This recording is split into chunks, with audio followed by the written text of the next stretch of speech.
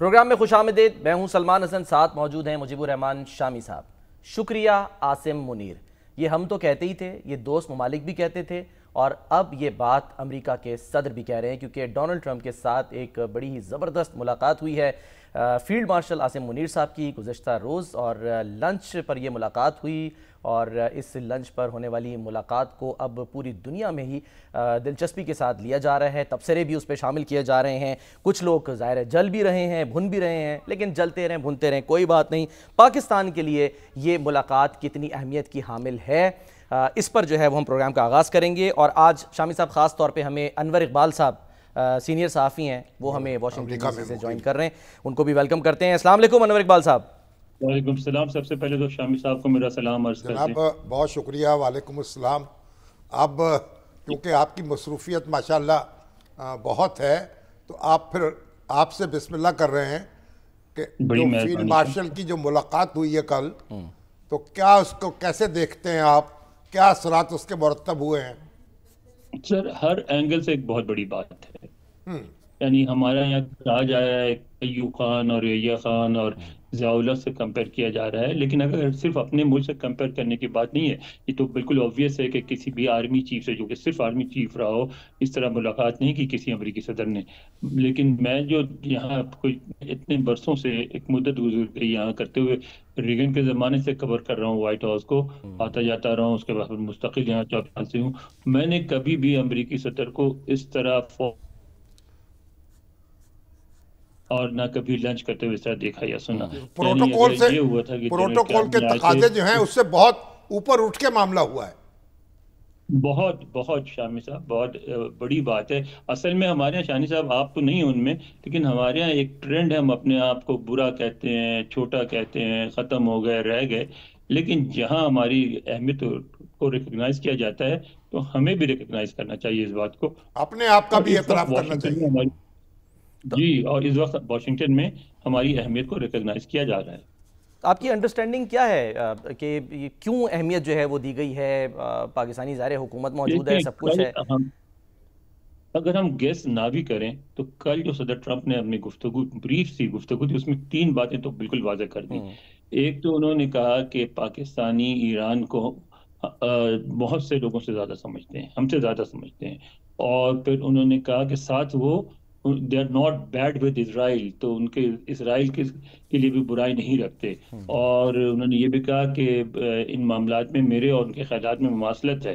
تو یعنی ایک بات ظاہر ہو گئی کہ ایران اور اسرائیل جو جھگڑا ہے اس پہ بات چیت ہوئی ہوگی. ٹھیک ہے، فوراً نکل کے میٹنگ سے سب سے پہلی بات انہوں نے یہ کی.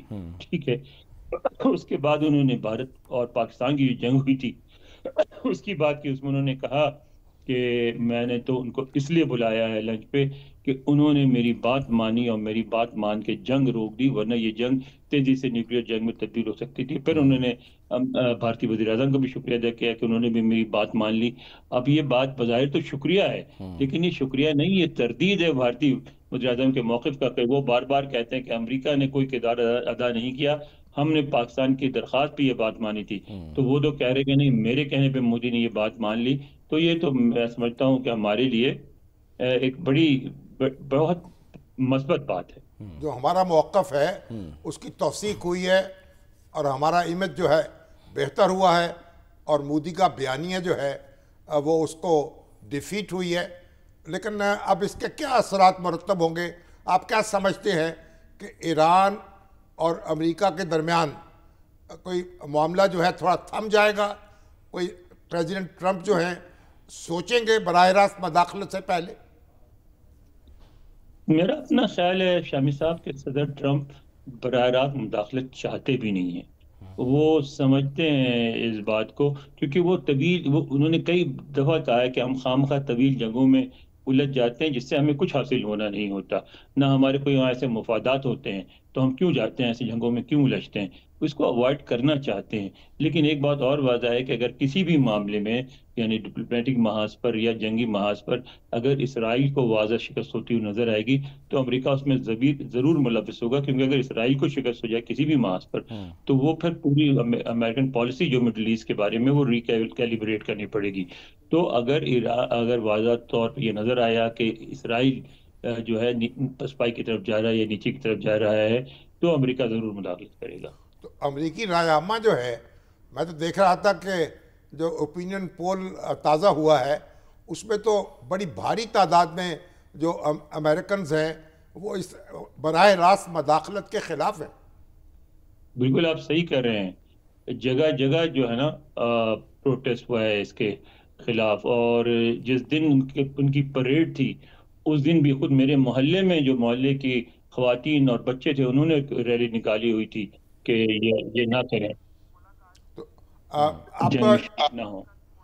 ہمارا جو عاصم منیر صاحب کے ساتھ جو لوگ شریک تھے ان میں کیا ہمارے وزیر داخلہ بھی موجود تھے وہاں، اور نیشنل اس کی سیکورٹی تصدیق نہیں ایڈوائزر ہو رہی عاصم ہے. ملک صاحب بھی؟ جی لیفٹیننٹ جنرل عاصم ملک کی تھی جو کہ ISI کے چیف بھی ہیں، ہاں اور جی. ان کی طرف سے جو شریک ہوئے وہ بھی گرچہ وزیر خارجہ بھی ہیں لیکن ساتھ ساتھ وہ نیشنل سیکورٹی ایڈوائزر بھی ہیں. تو عاصم محسن صاحب تھے تو ان کے ساتھ شریک ہوئے یا نہیں ہوئے اس کی نہ وضاحت امریکی کر رہے ہیں نہ پاکستانی کر رہے ہیں. انور صاحب یہ فرمائیے گا کہ بہت سے لوگ ظاہر ہے ملاقات ہوتی ہے اس پہ، ہم جیسے میں نے ابتدائی میں کہا تھا کہ کچھ لوگ جل رہے ہیں بھن رہے ہیں تو تنقید بھی کرتے ہیں، اور وہ کیونکہ یہ لنچ میں ملاقات ہوئی ہے تو بہت سے لوگ یہ کہہ رہے ہیں نا کہ there is no such thing as free lunch. اس کو جوڑا جا رہا ہے کہ جی پتہ نہیں شاید کوئی مطالبہ، کوئی مستقبل میں کوئی جو ماضی میں ہوتی رہی باتیں کہ جی ایئر بیسز دے دیں، اس طرح کی تو کوئی چیز نہیں ہے نا ملاقات میں. دیکھیں یہ تو ہم نہیں کہہ سکتے نا کہ ہوئی ہے یا نہیں ہوئی ہے. گفتگو میں جو ہی اس کو کسی کو پتہ نہیں چلے گا، وہ وقت ہی بتائے گا. لیکن آپ یہ دیکھیں نا ہمارے ہاں ایک ذرا ہم بہت جلدی میں ہوتے ہیں کہ اب ہم یہ سمجھتے ہیں کہ اگر ہم سے تعلقات بہتر ہو رہے ہیں تو بھارت سے ان کے تعلقات ختم ہو جانے چاہیے، یا امریکہ ہمیں جنگ میں ہی دھکیلنا چاہتا ہے. یعنی ہر دفعہ ایکسٹریم پوزیشنز نہیں ہوتی. ظاہر ہے بھارت سے تعلقات ختم نہیں کریں گے، ظاہر ہے بھارت کی اہمیت ہے چین کے مقابلے میں، بھارت کی بہت بڑی معیشت ہے، لیکن ہم سے تعلقات میں پیش رفت تو یہ ہمیں اس پہ نظر رکھنی چاہیے. دوسری بات یہ ہے کہ اس طرح جو اگر جنگ میں دھکیلیں یا نہ دھکیلیں، یہ بات تو آپ بھی مانیں گے کہ ایک بہت نازک صورتحال ہے پاکستان کے لیے، اور پاکستان کو بہت دانشمندی سے اور بہت پھونک پھونک کے ہر قدم اٹھانا پڑے گا. یہ فرمائیے گا انور صاحب کہ اب وہ جو ایک پاکستان ڈیموکریسی ایکٹ لانے کی بات ہو رہی تھی، جو ولسن اور جیمی پینیٹا، لیون پینیٹا کے جو صاحبزادے ہیں، یہ اس کی اب کیا سچویشن ہے؟ یہاں تو بڑی ظاہر ہے ایک پازیٹیو ملاقات ہو گئی، وہاں وہ کچھ اور کوششیں کر رہے تھے کہ پابندی لگوا دیں گے خدا نخواستہ، اس طرح کی چیزیں اس بل میں لائی گئی تھیں. بل دیکھیں وہ کوششیں ہیں ہمارے اپنی کمیونٹی کی، اور اس میں سب سے پیش ہمارے ڈاکٹر ہیں، اور اس حقیقت سے بھی انکار ممکن نہیں ہے کہ امریکہ میں پاکستانیوں کی اکثریت عمران خان کو پسند کرتی ہے، سپورٹ کرتی ہے. آرمی چیف کے دورے کے دوران بھی وہ مظاہرے کرتے رہے ہیں. تو ہمیں ان کو بھی ان تک ریچ کرنا پڑے گا اور ان کو سیٹسفائی کرنا پڑے گا، لیکن اس سے بہت زیادہ اس کی اہمیت نہیں ہے. لیکن بڑی بھاری تعداد میں جو پاکستانی امریکنز ہیں انہوں نے ملاقات بھی کی ہے فیلڈ مارشل صاحب سے. بالکل کی ہے، میں وہاں موجود تھا اور بڑا جوش و جذبہ تھا. دونوں طرح کی چیزیں ہیں اس پہ. آپ سمجھ رہے ہیں ابھی کوئی میڈیا سے کوئی ملاقات متوقع ہے؟ پاکستانی میڈیا سے تو مشکل نظر آ رہا ہے، شاید امریکی میڈیا کے لوگوں سے انفرادی ملاقاتیں ہوں. سر لاسٹ ایک بس بتا دیجیے گا کہ ظاہر باتیں تو بہت ساری ہوئیں جو آئی ہیں کہ جی تجارت پر بھی بات ہوگی اور وہ معاہدہ بھی ہو سکتا ہے، ملٹری تعلقات جو ہیں دونوں ممالک کے ان پر اب کیا اثرات مرتب ہوں گے؟ ہم نے تو دیکھا ہے ماضی میں وہ سلالہ جیسا واقعہ ہو جاتا ہے تو پھر امریکہ کو کیونکہ نقصان ہو رہا تھا مانیٹریلی تو اس کو پھر معافی بھی مانگنی پڑی. تو آنے والے دنوں میں ملٹری تعلقات کیسے دیکھ رہے ہیں آپ؟ دیکھیں اب تو میں نہیں سمجھتا کہ پاکستان کی بھی ایسی خواہش ہے کہ کوئی اس طرح کی سچویشن آئے جس میں ہم ٹوٹلی ان کی ملٹریز پہ وہ کریں ڈیپینڈ کریں. اب تو ہم چائنا سے زیادہ منسلک ہیں فوجی معاملات میں، لیکن اگر پاکستان کو امداد ملتی تو پاکستان ویلکم بھی کرے گا، مگر ابھی بڑا ارلی سٹیج ہے اس پہ بات کرنے کی. ٹھیک ہے، بہت بہت شکریہ انور اقبال صاحب، بہت بہت شکریہ آپ کا، آپ ہمارے ساتھ موجود رہے. دیکھیں جو عرب ممالک ہیں جی سر خلیج میں، اور کئی اڈے جو ہیں کئی ممالک میں امریکہ کے پاس اڈے موجود ہیں، اور میں دیکھ رہا تھا کہ 60 سے 70 ہزار امریکن سپاہی جو ہیں ان میں تعینات ہیں. ٹھیک ہے، اور یہ جو اڈے ہیں اور یہ جو امریکن سپاہی ہیں یہ ان پر مقامی قانون کا اطلاق نہیں ہوتا.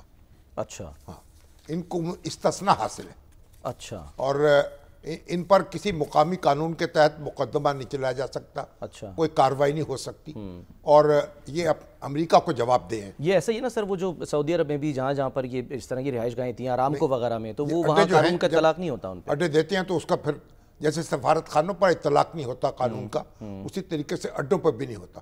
تو اگر ان کو تو اڈوں کی ضرورت نہیں ہے، وہاں ان کے پاس موجود ہے پاکستان کے اڈے لینے کی کیا ضرورت ہے؟ اور اس وقت میرا نہیں خیال ہے کہ کوئی ایسی بات زیر بحث ہوگی یا پاکستان اس معاملے میں کوئی غور کرے گا۔ اور یہ جو یعنی امریکہ کی جو پریزنس ہے خلیج کے ملکوں میں اور عرب ملکوں میں، وہ میرے خیال بہت کافی ہے ان کے لیے۔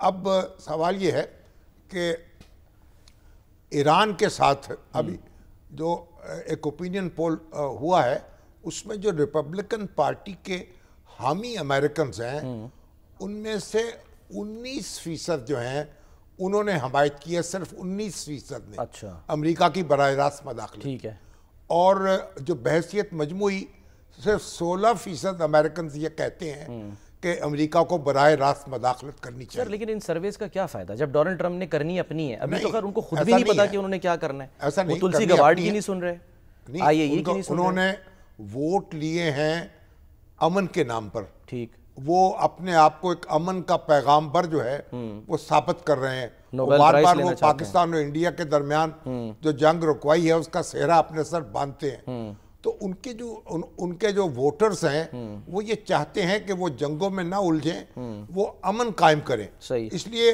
اب ان کے جو ایڈوائزرز ہیں، ان کا جو اجلاس ہوا ہے نیشنل سیکورٹی کا وائٹ ہاؤس میں، جی ہاں، اس واپس میں بھی آتے لوگ ڈیوائیڈڈ ہیں۔ کچھ کی رائے یہ ہے کہ اقدام کرنا چاہیے، کچھ کی ہے کہ اقدام نہیں کرنا چاہیے، پر فیصلہ ان کو کرنا ہے۔ لیکن کہا جا رہا ہے کہ وہ بہت ریلکٹنٹ ہیں اور وہ دباؤ ڈال رہے ہیں ایران پر، لیکن یعنی توقع کی جا سکتی ہے کہ وہ انتہائی اقدام سے گریز کریں۔ اب بہرحال وہ کسی بھی وقت کچھ بھی کر سکتے ہیں، ان کی خوبی بھی یہ ہے اور ان کی خامی بھی یہ ہے، فی الحال کہیں ٹھہرتے نہیں ہیں یا کہیں پھنستے نہیں ہیں، تو بڑی آسانی سے وہ اپنی پوزیشن جو ہے وہ تبدیل کر لیتے ہیں۔ سر وال اسٹریٹ جرنل نے جو ہے وہ رپورٹ کیا ہے کہ ٹرمپ نے ایران پر حملے کی منظوری دے دی ہے، البتہ حتمی حکم جو ہے وہ فی الحال وہی ہے نہیں دیا۔ ہاں، اور ابھی تو یہ تو وہاں کانگریس میں بھی موو ہو گیا کہ بھئی صدر کو روکا جائے اور کانگریس کی اجازت کے بغیر وہ اقدام نہ کر سکیں، یعنی فوجی کارروائی کو حکم نہ دے سکیں۔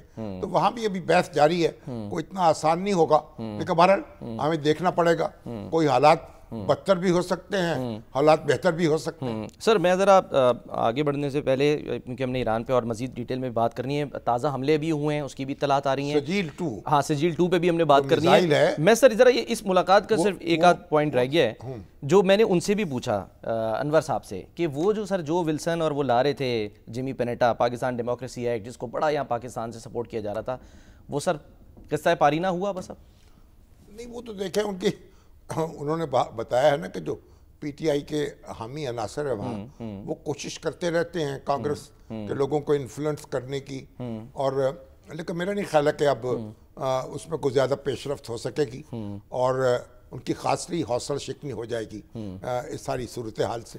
اور جو ہمارے پاکستانی بھائی جو اس میں لگے ہوئے تھے وہ بھی نظر ثانی کریں گے اپنے معاملات پر اور سنجیدگی سے حالات کا جائزہ لیں گے۔ ٹھیک ہے، اور اب دیکھیں نا اس وقت تو یعنی دھوم تو یہ مچی ہے نا کہ پریزیڈنٹ ٹرمپ جو ہیں وہ کینیڈا سے جلد واپس آ گئے اپنے پروگرام سے پہلے، ہاں جی، وہاں وائٹ ہاؤس میں نیشنل سیکورٹی کا اجلاس تھا، اور انہوں نے آ کے پھر ان کی وہاں ملاقات طے تھی کہ سائیڈ لائن پہ وزیر اعظم نریندر مودی سے ان کی ملاقات ہوگی۔ جی، انہوں نے پھر ٹیلی فون کیا آ کے اور نریندر مودی سے کہا کہ بھی میں تو جلدی سے آ گیا ہوں، آپ یہاں سے ہوتے جائیے۔ تو انہوں نے کہا کہ نہیں، انہی کی زبانی سنیں سر ڈونلڈ ٹرمپ صاحب کی، انہوں نے کیا فرمایا جب انہوں نے گفتگو کی تھی صحافیوں سے، دکھائیے جی۔ اسی بات سے سر آگ لگتی ہے بھارت کو کہ آپ پاکستان اور بھارت کے درمیان جو ہائفن لگا دیتے ہیں نا ان کو برابری کی بنیاد پہ، اور یہاں پر وہ یہی کر رہے ہیں ڈونلڈ ٹرمپ۔ ظاہر ہے پاکستان بھی ایک ایٹمی طاقت ہے، انڈیا بھی ایک ایٹمی طاقت ہے، تو پاکستان اور انڈیا کے ساتھ बराबरी की सतह पर बात होगी, और पाकिस्तान ने जिस तरह अपना दिफा किया है और दांत खट्टे किए हैं, उसने तो पूरी दुनिया में एक अपनी हैसियत को तस्लीम करा लिया है।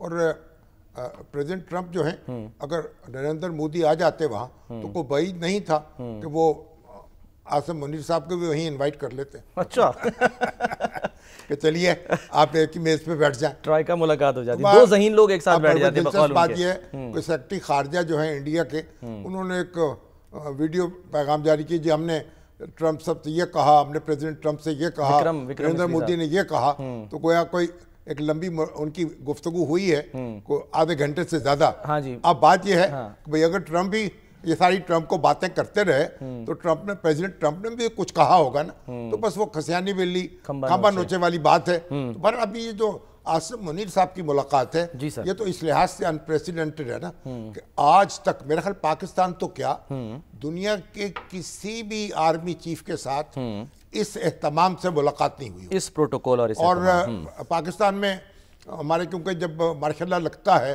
तो हमारे आर्मी चीफ जो हैं वो प्रेसिडेंट हो जाते हैं या हुकूमत के सरबरा होते हैं। जैसे मुशर्रफ साहब की हुई थी मुलाकात, जनरल मुशर्रफ हैं, जनरल ज़िया-उल हक हैं, फिर बादशाह अयूब खान है, तो उनकी मुलाकातें तो होती रही, लेकिन ये जो आर्मी चीफ की मुलाकात, एक हमारे जनरल अशफाक परवेज़ कहनी है, उनकी मुलाकात हुई, मैं ख्याल अक्टूबर 2010 की बात है।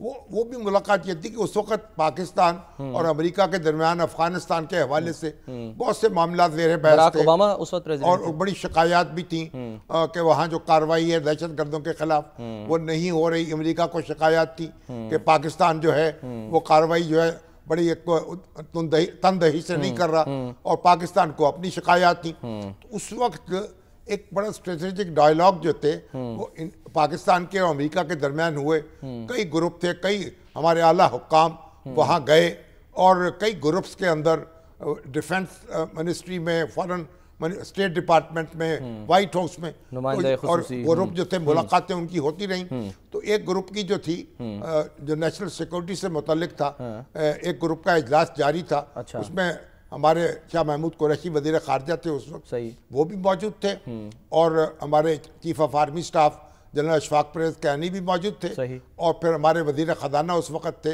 अब्दुल हफीज़ शेख, वो भी मौजूद थे।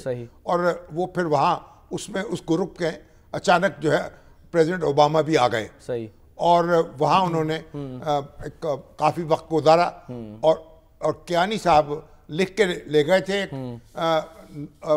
15-16 सफ़े का एक नोट था, पाकिस्तान का नुक्ता नज़र, और वो उन्होंने नोट उनके हवाले कर दिया बराह रास्त, और उसके बाद उन्होंने वो अपने साथ वो ले गए, और फिर उसका मुताला भी किया। उसमें पाकिस्तान का नुक्ता नज़र है उसकी तफसील बयान की गई थी, पाकिस्तान के खदशात बयान किए गए थे, और ये खदशा भी जाहिर किया गया था कि पाकिस्तान का जो एटमी प्रोग्राम है उसको कहीं निशाना न बनाया जाए। लेकिन बहरहाल वो फिर जो वो एक मेमोरेंडम कह लीजिए या आर्टिकल कह लीजिए या नोट कह लीजिए, वो ज़ेर बहस रहा अमेरिका और पाकिस्तान के दरमियान। और यहीं फिर प्रेसिडेंट ओबामा ने ये भी कहा कि मैं जो प्रेसिडेंट जरदारी हैं, उस वक्त जरदारी साहब प्रेसिडेंट थे, उनको भी मदऊ करूँगा वाइट हाउस में। उस वक्त तो पाकिस्तान वहाँ ड्रोन हमले हो रहे थे, फिर उसामा बिन लादेन की तलाश जारी थी, और नेटो की जो सप्लाईज हैं उनका भी मसला था। तो वो सलाला इंसिडेंट जो हो गया था, इंसिडेंट तो बाद में हुआ, मगर उसके बाद चंद माह के बाद फिर ये हुआ कि उसामा बिन लादेन जो है उनको निशाना बना लिया एबटाबाद में, और उससे फिर एक ताल्लुकात में थोड़ी बेतमादी पैदा हुई। यूसुफ रज़ा गिलानी साहब उस वक्त, अगरचे यूसुफ रज़ा गिलानी उस वक्त वज़ीर आज़म थे, अशफाक परवेज़ कहनी जो थे वो चीफ ऑफ आर्मी स्टाफ थे, और उनको जाहिर है कि हमारी उनसे मुलाकात हुई कहनी साहब से, तो उन्होंने कहा कि बड़ा झटका लगा जब ये मालूम हुआ, और पाकिस्तानी जो इंटेलिजेंस अदारे हैं उनको मालूम नहीं था कि उसामा बिन लादेन वहाँ रह रहा है और एबटाबाद में। लेकिन बहरहाल एक बदएतमादी उससे पैदा हुई, शुकूक व शुबहात पैदा हुए, और ताल्लुकात में एक खिंचाव आया। तो ये एक बड़ा फिर उसके बाद मामलात को संभाला गया, फिर नेटो की सुनवाई रुकी, और उसके बाद 8-10 महीने रुकी रही, और उसके बाद वो बहाली हुई, और फिर जो सलाला का वाक़या है उसमें हमारे कई जो है जवान शहीद हो गए। 24 जवान सर उसमें शहीद हुए थे, 24 में रखा। जी हाँ, और उसमें फिर माजरत की हिलरी क्लिंटन ने, तो हिना रब्बानी खान साहब को फ़ोन करके लेकिन वो اس وقت وہ جو کیانی صاحب کی ملاقات ہے وہ بھی اس اہتمام کی ملاقات نہیں تھی اور اس طرح ملاقات نہیں تھی، اور نہ شکریہ ادا کرنا تھا. یہ تو انہوں نے مدعو کیا، ٹھیک ہے نا، ایک پہلے سے طے ملاقات تھی، انہوں نے ان کو مدعو کیا. اور یہ بھی ظاہر ہے کہ اس کا میسج یہ بھی ہے کہ پاکستانی فوج جو ہے پاکستان کے معاملات میں اس کا کردار بڑا فیصلہ کن ہے، اس بات کا بھی اعتراف ہے. لیکن بہرحال سر یہ جو ہماری جمہوری حکومت ہے اس کے لیے یہ، کیونکہ خواجہ آصف صاحب تو بہت پازیٹیو اس پہ بیانات دے رہے ہیں، اس کے لیے کوئی سیٹ بیک ہے آپ کے خیال میں یا نہیں ہے کہ نہیں جی کوئی بات نہیں ہے، حکومت ہماری اپنی جگہ موجود ہے اور آرمی چیف جو ہیں وہ فیلڈ مارشل وہاں گئے، پروپیگنڈا آپ کو پتہ چلتا ہی ہے. پھر ایک آپ یعنی جو حکومت کو سیٹ بیک بھی لحاظ سے ہے کہ بھئی وہ سمجھتے ہیں کہ فوج جو ہے زیادہ طاقتور ہے، اس سے براہ راست بات کرنی چاہیے، لیکن جو سیاسی حکومت ہے اس کو بھی اس پر کوئی اعتراض نہیں ہے کہ اس کو وائلیٹ کر کے نہیں خواجہ سے خود کہہ رہے ہیں ہائیبرڈ نظام کی کامیابی کی ضمانت ہے یہ. ان کی اجازت سے گئے ہیں نا، جب ان کو انوائٹ کیا گیا ہے تو وزیر اعظم نے ان کو اجازت دی ہے، وہ وہاں گئے ہیں اور ایک ظاہر ہے کہ حکومت پاکستان کے نمائندے کے طور پر انہوں نے بات چیت کی ہے. سر ایک سوال ہے، امریکہ یہی پریزیڈنٹ ٹرمپ جو ہیں، میں 2018 کا ان کا پرانا ٹویٹ پڑھ رہا تھا جس میں وہ مخاطب کر کے وہ کہہ رہے تھے کہ جی ہمیں پاکستان نے کیا دیا سوائے یعنی کہ لائز کے کچھ نہیں دیا، یعنی کہ جھوٹ کے علاوہ، اور یعنی کہ عجیب سے ان کے الفاظ تھے بڑی. ہاں سر، لیکن سوال یہ ہے ہائیبرڈ حکومت اس وقت بھی تھی، اس وقت قبول نہیں کر رہے تھے وہ، اور آج بھی ایک ہائیبرڈ حکومت ہے بقول کئی لوگوں کے، آج وہ قبول ہیں کیوں؟ سیاست میں کوئی حرف آخر نہیں ہوتا، ایک واقعہ ہوتا ہے اس کا ایک رد عمل ہوتا ہے، اس وقت کچھ اور ہم اظہار کرتے ہیں، دوسرا واقعہ ہوتا ہے اس اور اظہار کرتے ہیں. اس وقت پاکستان نے آتے ہی ان کے پریزیڈنٹ ٹرمپ کے داعش کا ایک بڑا کمانڈر پکڑ کے ان کے حوالے کیا. اس کے بعد جو ہمارے ان کے سینٹرل کمانڈ کے چیف ہیں انہوں نے یہ بتایا کہ پاکستان نے متعدد دہشت گرد داعش کے جو ہیں وہ ان کو گرفتار کیا ہے، ان کو نشانہ بنایا ہے. تو ایک اعتماد کا رشتہ جو ہے وہ بحال ہوا، اور اس خطے میں دہشت گردی کے خاتمے کے لیے پاکستان اور امریکہ کے درمیان جو تعاون ہے وہ ایک نئے سرے سے شروع ہوا. تو یہ آپ ایک جگہ آپ جمے نہیں رہتے، سیاست جو ہے وہ ایک جگہ جم جانے کا نام نہیں ہے. اور پریزیڈنٹ ٹرمپ جو ہیں آج اچھی توقعات لگائے ہوئے ہیں، تو پھر ہمیں اس کا خیر مقدم کرنا چاہیے اور کوشش کرنی چاہیے کہ آگے ہم کسی آزمائش میں مبتلا نہ ہوں اور جو معاملات سدھر جائیں اور سنبھل جائیں. اور ایران کے ساتھ جو بات چیت ہے اگرچہ کبھی دروازہ بند ہوتا ہے کبھی کھلتا ہے، اور ابھی تو فریقین جو ہیں وہ بہت متشدد ہے، اور ایران کا موقف جو ہے وہ بھی بڑا شدید ہے. ایران کہتا ہے کہ میں بالکل بات چیت کرنے کو تیار نہیں ہوں، اور یعنی اس خوف کے سائے میں اور تلوار کے سائے میں اور بندوق کے سائے میں کوئی بات چیت نہیں ہوگی. اور وہ کہتا ہے اسرائیل جو ہے، ایران وارننگ دے رہا ہے کہ اسرائیل کی فضائی حدود جو ہیں تو اس میں تو ہم قابض ہیں اور اسرائیل کا بہت عبرتناک انجام ہونے والا ہے. سر ابھی جو اور امریکہ اور اسرائیل کہہ رہے ہیں کہ ایران کے جو آسمان ہیں ان پہ ہم قابض ہیں اور ایران کو ہم نے باندھ کے رکھ دیا ہے. تو فریقین اپنے اپنے جو لوگوں کو اپنے اپنے عوام کو مطمئن کرنے کے لیے دعوے کر رہے ہیں، لیکن ابھی جو ایک انہوں نے سجیل 2 داغا ہے، جی ہاں بڑا ایک سجیل سر اس کا نام سجیل ہے، جیسے کہتے ہیں نا یہ یعنی دلکش خوبصورت نہیں سر، اس کا وہ نہیں، میں نے اس کا جو مطلب نکالا وہ تھا سر کنکر. ہاں میں نے ایگزیکٹلی جی ہاں سمجھا کہ جیسے سجیلا ہوتا ہے نا. نہیں سر نہیں، وہ میں بھی یہی پہلے سمجھا تھا. اس پر بڑی دلچسپ صورتحال ہے، اس پر بات کرتے ہیں کہ یہ نام کہاں سے آیا. یہ سر قرآن کی آیت بھی ہے، قرآن کی آیت ہے، وہاں سے سورہ فیل. تو اردو میں تو ہم باقا ایک بریک لیتے ہیں سر، اس کی جو خصوصیات ہیں اس پر بھی ذرا ہم بات کریں گے، اور امریکہ ابراہا کے اوپر جو سر ایک بریک لیتے ہیں سر. ہاں بریک لیتے ہیں سر، بریک کے بعد ہم واپس آتے ہیں.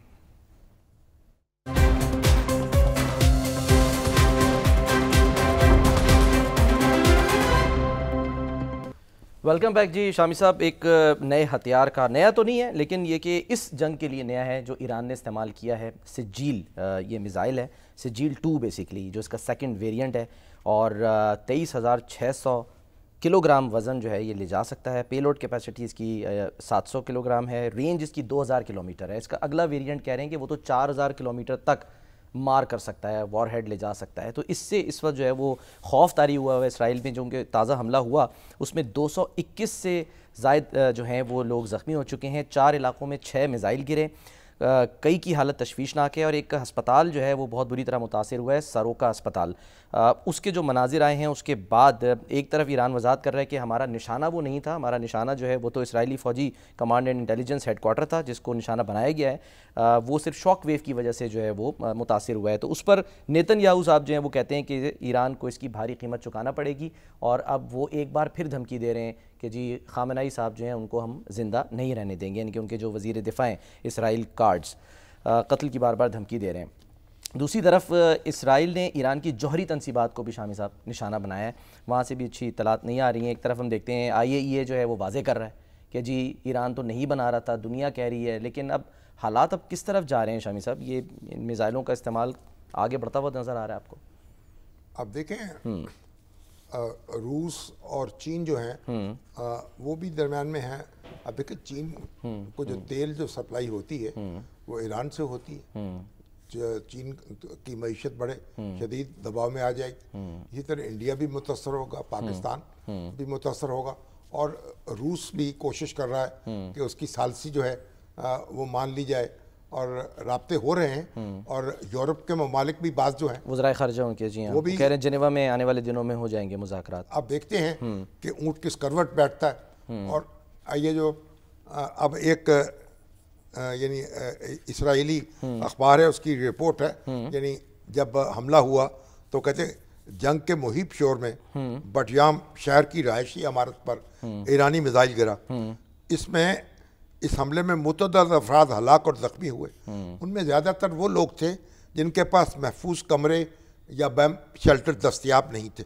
کچھ لوگ اپنے گھروں میں مارے گئے، کچھ سڑک پہ زخمی ہوئے، کچھ ہمیشہ کے لیے نفسیاتی صدمے میں چلے گئے۔ اور بٹیام کے مختلف محلوں میں لوگ اس وقت شدید خوف میں مبتلا ہو گئے۔ اب دیکھیے یہاں یہ ہے ہر اپارٹمنٹ میں ہر انہوں نے کوشش کی ہے ایک کمرہ جو ہے بم پروف کمرہ بنایا جائے، بالکل ٹھیک ہے، اور جہاں وہ اور پھر یہ اجتماعی شیلٹر ہوم بھی بنائے گئے ہیں مختلف بستیوں میں، تاکہ لوگ وہاں جب بم کا ان کو خطرہ ہو بمباری کا تو بھاگ کے وہاں چلے جائیں۔ کہہ رہے ہیں سر اب یہ کہا جا رہا ہے کہ یہ اب نیو نارمل ہو گیا ہے اسرائیل میں، ہاں یہ وہاں کا نیو نارمل ہے کہ بس اچانک سائرنز بجتے ہیں۔ سر لیکن ایک سوال ہے یہاں پہ، ان کی رپورٹ یہ ہے کہ اسرائیلی اخبار کی کہ سب سے پہلے یہ بم شیلٹرز جو ہیں 1950 کی دہائی میں بنائے گئے تھے، صحیح ہے، جو رہائشی عمارتوں کے بیچ اور سنگل فیملی گھروں کے آس پاس بنائے گئے تھے۔ وقت گزرنے کے ساتھ ساتھ تعمیراتی تبدیلیاں آتی رہیں، اور 1990 کی دہائی میں 1980 کی دہائی میں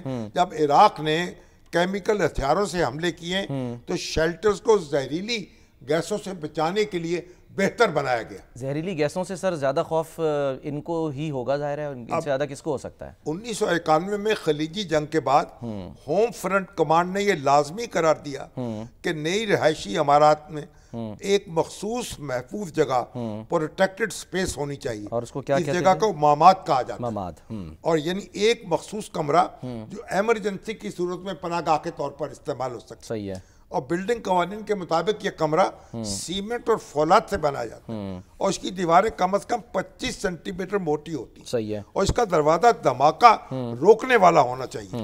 اور ہوم فرنٹ کمانڈ کے مطابق کسی پارلیمنٹ میں موجود کسی اپارٹمنٹ میں موجود ماماد یعنی محفوظ کمرہ سب سے بہتر انتخاب ہوتا ہے جس میں فوری طور پر آپ جا سکتے ہیں۔ سر لیکن المیہ یہ ہے، افسوس کی بات یہ ہے کہ ایسے کوئی بھی مماد جو ہے وہ غزہ میں نہیں تھا، اور جب اس کے مناظر ہم کمپیریزن کرتے ہیں، ہم نہیں کہتے، کوئی نہیں چاہتا کہ عام شہری جو ہیں وہ نشانہ بنے، یہ جو ہسپتالوں پہ حملے ہو رہے ہیں یہ شاید ایران بھی نہیں چاہتا ہوگا، لیکن ظاہر ہے پہل کی ہے اسرائیل نے، لیکن وہ مناظر بھی تو ہمارے سامنے، الشفا ہسپتال سر کس طرح سے تباہی ہوئی، تیاری کی ہے، اس نے کس طریقے سے یہ لازم قرار دیا ہے کہ ہر جگہ ایک محفوظ کمرہ بنایا جائے، پھر ان کو یعنی اجتماعی شیلٹر ہوم بنائے جائیں، جب لوگ ان میں اب ہنگامی حالات ہوتی ہے، لوگ بھاگتے ہیں، وہ جگہ نہیں ملتی، بعض اوقات دم گھٹ جاتا ہے، دروازے کھلے رہ جاتے ہیں، یہ سارا ہوتا ہے، لیکن تیاری جو ہے اسرائیل نے یہ ہنگامی صورتحال سے نپٹنے کی کیسی کر رکھی ہے، یہ بھی ہمیں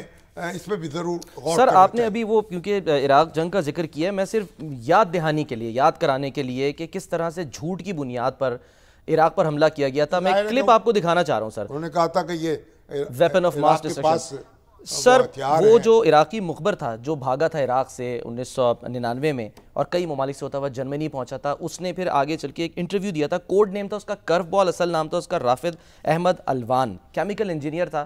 اس نے سی بی ایس کو جو انٹرویو دیا تھا اس میں اس نے اقرار کیا تھا کہ اس نے جھوٹ بولا تھا. ذرا یاد دہانی کے لیے، دنیا کو بتانے کے لیے ایک دفعہ پھر دیکھیں اس کو کیا کہا تھا. اور سر فروری 2003 میں صرف آپ کو ساتھ اس کے دکھانا چاہ رہا ہوں کہ جو کولن پاول تھے اس وقت کے وزیر انہوں نے خود مانا تھا ہے نا سر، وہ بھی ذرا دیکھیں. خارجہ جو ہیں انہوں نے کہا تھا کہ ہماری اطلاع غلط تھی. دیکھیں سر یہ برطانوی وزیر اعظم جو تھے ٹونی بلیئر، انہوں نے بھی اعتراف کیا تھا کہ ہماری اطلاع غلط. سر دیکھیں کولن پاول صاحب وہ کس طرح سے ٹھوک بجا کے کنونس کر رہے تھے اپنے عوام کو جھوٹ کی بنیاد پر. سر دیکھیں اب یہ جو اس وقت بھی جو مغربی میڈیا ہے وہ لوگوں کو گمراہ کر رہے ہیں، یعنی ایران کے پیچھے پڑے ہوئے ہیں، یعنی اور جو اسرائیل کا حق دفاع اس کی بات کی جا رہی ہے. کس چیز کا حق دفاع؟ اسرائیل جو ہے اس نے این پی ٹی پہ سائن نہیں کیے، ایران نے کیے ہیں. اس کے ہاں اس کے پاس ایٹمی ہتھیار موجود ہیں اس نے، اور یہ کوئی اس کا نوٹس نہیں لے رہا. اسرائیل جو ہے خود یہ کام کر چکا ہے اور ایران جو ہے اس کے خلاف وہ یعنی ہاتھ دھو کے پڑا ہوا. 3 دہائیوں سے نیتن یاہو جو ہے وہ کوئکلی دیکھتے ہیں کہ وہ مختلف یعنی 3 دہائیوں سے کہہ رہے ہیں کہ انہوں نے ہتھیار بنا لیے ہیں، ایٹمی ہتھیار عراق نے بنا لیے. وہ بھی دیکھ لیں، دکھا دیتے اپنے ناظرین کو کہ وہ کیا جھوٹ جو ہے وہ بیچنے کی کوشش کر رہے ہیں 3 دہائیوں سے مسلسل 2012 سے 2018 تک اور اس کے بعد آج تک ایک ہی مسلسل جھوٹ بولا جا رہا ہے. اور اب انٹرنیٹ جو ایٹامک انرجی والے کمیشن ایجنسی والے کہہ رہے ہیں کہ وہ ہتھیار نہیں بنا رہے تھے، اور انہوں نے فتویٰ بھی دیا ہوا ہے ان کے یعنی امام صاحب نے، اور اس کے باوجود اس پہ چڑھائی ہے. اور اسرائیل جو سب حرکتیں کر چکا ہے، جو ایٹمی ہتھیار بنا چکا ہے، اس کے ایٹمی پروگرام کی طرف کسی کی توجہ نہیں ہے. کوئی اس کا جائزہ نہیں لے رہا، کوئی اس پہ کوئی نگرانی کی بات نہیں کر رہا. نہ امریکہ کر رہا ہے، نہ جرمنی کر رہا ہے، نہ فرانس کر رہا ہے. اور اسرائیل جو ہے انتہائی ڈٹائی کے ساتھ. سر یہ فرانس سے آنے والے ایک شخص کیا چاہ رہے ہیں، یہ رضا پہلوی صاحب، یہ کن چکروں میں ہیں؟ یہ تو اپنے مائی کنٹری فیلو مین وہ ایسے انتظار کر رہے ہیں، ہاں جی ٹویٹ کر رہے ہیں. وہ کراؤن پرنس ہے نا، اگر بادشاہت ختم نہ ہوتی تو اپنے والد کے بعد یہ بادشاہ ہوتے. اب وہ اپنا اسی نشے سے میں سرشار ہیں، لیکن ابھی تو کوئی ایسی ان کی فالنگ نظر نہیں آ رہی. ابھی تو لوگ جو ایران کے لوگ ہیں، اب جو بھی بات وہاں سے باتیں ہو رہی ہیں، جو بھی ہم میڈیا کے لوگوں سے گفتگو کر رہے ہیں، تو ایران کے لوگ تو اپنی حکومت کے ساتھ اس وقت جڑے ہوئے ہیں. اور جب اس طرح حالات ہوتے ہیں اور جب اس طرح دشمن حملہ آور ہوتا ہے تو عام طور پر قومیں جو ہیں وہ متحد ہو جاتی ہیں. اب اگر ایسی کوئی صورتحال پیدا ہو جائے جب بہت بڑا سیٹ بیک ہو اور جو حکومت جو ہے اس کا تختہ جو ہے وہ دھڑام سے گر جائے، پھر اور بات ہے. اس وقت اس کے آثار نظر نہیں آ رہے. تو بر رضا پہلوی جو ہیں وہ اپنی جگہ لگے ہوئے ہیں اور وہ اپنی بادشاہت جو ہے اس کو دوبارہ جمانے خود کو امام خمینی سمجھ رہے ہیں، خود کو شاید لگ رہا ہے وہ امام خمینی کی طرح کیسے آئیں گے. کوئی ان کا استقبال کرنے کے لیے تو مجھے وہاں موجود نظر نہیں آتا. سر ان کے والد جب اطلاعات کے مطابق آپ کو تو یاد ہوگا ان کے والد جب جا رہے تھے تو اس وقت جو لوگ وہاں پر کھڑے تھے امام خمینی کے انتظار میں، تو ان کو یہ کہا گیا کہ یہ آپ کو چھوڑنے آئے ہیں یا آپ کو الوداع کہنے کے لیے آئے ہیں، یہ ان سے جو ہے وہ کہا گیا تھا. ظاہر ہے اس وقت تو پھر پورا تہران جو ہے وہ ان کے استقبال کے لیے جمع تھا. ایران جو ہے اس کے چپے چپے پہ امام خمینی کے نعرے لگ رہے تھے، تو اس کو تو جان بچا کے بھاگنا پڑا اور وہیں پھر ان کی موت ہوئی. یعنی انہیں آخری سانس جو ہے ایران میں، ایران کی مٹی تو نصیب نہیں ہوئی، باہر ہی وہ ان کا انتقال ہوا. اب یہ کراؤن پرنس جو ہے اب وہ اس چکر میں ہے کہ مجھے بادشاہت مل جائے گی. اب دیکھتے ہیں کہ ان کے ساتھ کیا گزرتی ہے. دیوار گریا پہ جا کے دعائیں تو مانگی ہیں انہوں نے 2 سال پہلے، ویڈیو اب وائرل ہو رہی ہے. سر ایک بریک لیتے ہیں، بریک کے بعد ہم آئیں گے تو وہ جو آئینی بینچ کا فیصلہ ہے ججز ٹرانسفر کیس کا، اس پر ہم بات کریں گے. ہمارے ساتھ رہیے.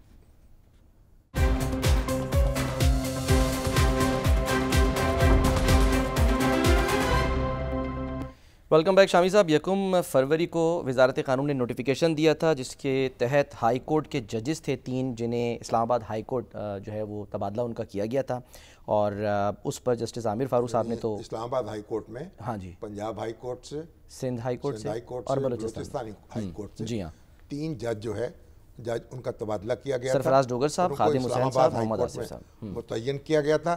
اور سرفراز ڈوگر صاحب جو لاہور ہائی کورٹ کے जज थे, जब वहाँ पहुंचे इस्लामाबाद तो फिर उनको कायम मुकाम चीफ जस्टिस बना दिया गया क्योंकि उनकी सीनियरिटी जो थी लाहौर हाई कोर्ट के अगर सीनियरिटी को मद्देनजर रखा जाए तो सबसे सीनियर जज वो बनते थे और उसको चैलेंज किया जो जज हजरात हैं उन्होंने भी चैलेंज किया सुप्रीम कोर्ट में 5 जजेस से और मुख्तलिफ यानी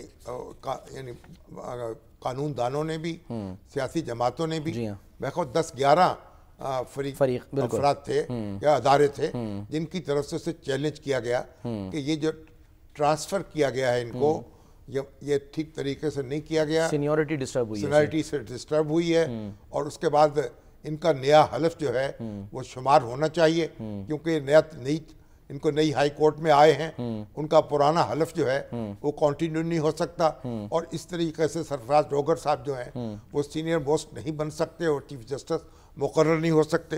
अब हाई कोर्ट आज सुप्रीम कोर्ट ने फैसला किया है कसरत राय से। जी हाँ, 3 जज जो हैं 5 रुकनी बेंच था बिल्कुल और 3 जजों ने दरखास्त मुस्तरद कर दी है, 2 ने उसको कबूल कर लिया है। तो मेजॉरिटी जजमेंट जो है उसके ज़रिए से ये कहा गया है कि ये ट्रांसफ़र हो सकता था और आइन में वाज़ेह तौर पर लिखा हुआ है और अब ये सीनियरिटी का जो मामला है और ये जो ट्रांसफ़र है आया ये मुस्तकिल है या कितने अरसे के लिए है, ये मामला उन्होंने सदर मुमलकत को वापस भिजवा दिया कि इन नुक्तों पर आप फैसला करके और इसको तय कर दें। सर अब इसके फैसले के ज़ाहिर असरात होते हैं, कानूनी, इंतज़ामी, सियासी असरात क्या मतलब मुरतब होंगे फिर? देखें इसमें जो आर्टिकल 200 है सुप्रीम अपना कॉन्स्टिट्यूशन का उसमें वाज़ेह लिखा हुआ है सदर किसी अदालत के किसी जज का तबादला एक हाई कोर्ट से दूसरे हाई कोर्ट में कर सकेगा। ठीक,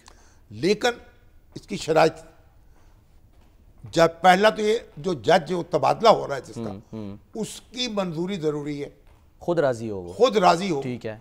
उसके बाद जो उसका हाई कोर्ट है उसके चीफ जस्टिस की रजामंदी जरूरी है। ठीक है। फिर जिस हाई कोर्ट में भेजा जा रहा है उसकी रजामंदी जरूरी है। ठीक है। और फिर chief justice of supreme court जो है उनकी रजामंदी जरूरी है। ठीक। ये शराइत पूरी होंगी तो फिर ट्रांसफर हो सकेगा। तो इसमें नए हलफ की सर बात फिर कहां से आ गई? अब यह है कि क्योंकि जब एक हाई कोर्ट का जज हलफ उठाता है तो अपनी हाई कोर्ट का हलफ उठाता है, ये नुक्ता ज़ेर बहस है। क्या नया हलफ लेना चाहिए या वो हलफ कंटिन्यू होगा?